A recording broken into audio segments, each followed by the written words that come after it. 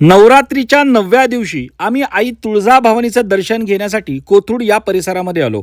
कोथरूडमधील कोथरूड बागेच्या शेजारी असलेलं सुंदर असं हे आई तुळजाभवानीचं मंदिर फार जागृत मंदिर आहे. या ठिकाणी दर्शनासाठी खूप मोठी अशी रांग लागली होती. या ठिकाणी रांगेत उभं राहून आम्ही आई जगदंबेचं दर्शन घेतलं.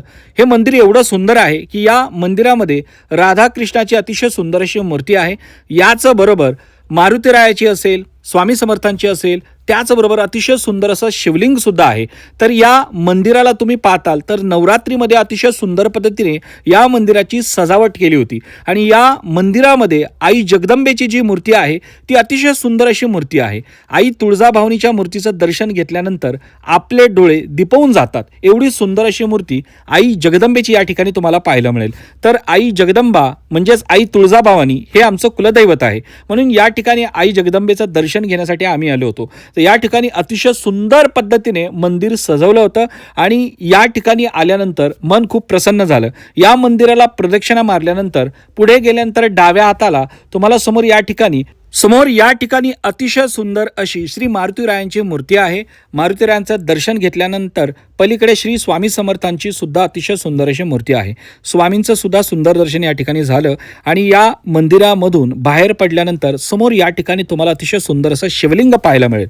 समोर शिवपिंडीच्या समोर या ठिकाणी नंदी महाराजांची मूर्ती आहे आणि या ठिकाणी शिवलिंग तुम्ही पाहू शकता. अतिशय सुंदर मोठं असं शिवलिंग आहे आणि याच शिवलिंगाला एक चिमुकली छोटीशी सुंदर पद्धतीने भस्म या ठिकाणी महादेवाला लावत होती.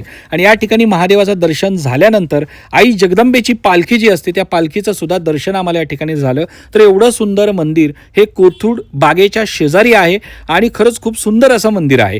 तर या मंदिराचं दर्शन घ्यायला तुम्ही आवर्जून या चॅनलला सबस्क्राईब करून ठेवा, बेल आयकॉनला प्रेस करायला विसरू नका. मित्रांनो, या ठिकाणी आता तुम्ही आई जगदंबेची जी पालखी असते त्या पालखीचं सुद्धा आपण दर्शन घेणार आहोत.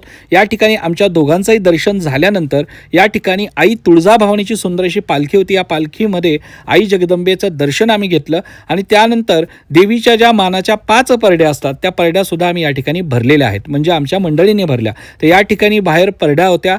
या परड्यांचं फार महत्त्व आपल्या हिंदू धर्मामध्ये आहे. आई जगदंबेच्या 5 परड्या या ठिकाणी हळद कुंकू लावून आमच्या मंडळीने भरल्या, त्याची यथासांग पूजा केली. दर्शन घेऊन आमची नवरात्री या ठिकाणी पूर्ण झाली असं म्हणायला हरकत नाही.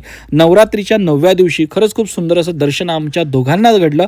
तुम्ही सुद्धा आई जगदंबेचं दर्शन नवरात्रीच्या दिवशी घेतलं का? कमेंट करून कळवा आणि चॅनलला सबस्क्राईब करून ठेवा आणि बेल आयकॉनला प्रेस करायला विसरू नका. तर चला मित्रांनो, भेटूया नेक्स्ट व्हिडिओमध्ये. तोपर्यंत गुड बाय.